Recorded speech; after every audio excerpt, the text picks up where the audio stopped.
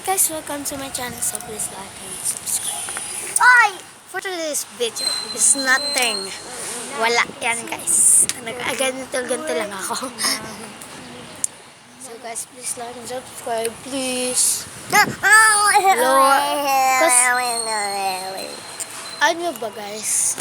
Na lahat ng tao ay marami nang hindi nakakakilala kay Kat. Ngayon, kung nanonood ka man ngayon, mga guys, nais ko na malaman nyo na wag nyo kakalimutan si Lord.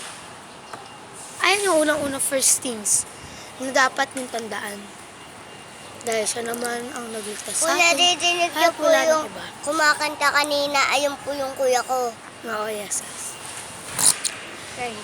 Kung napapanood mo to, mag-pray ka. Manghingi ka ng sorry kay Lord. Manghingi ka.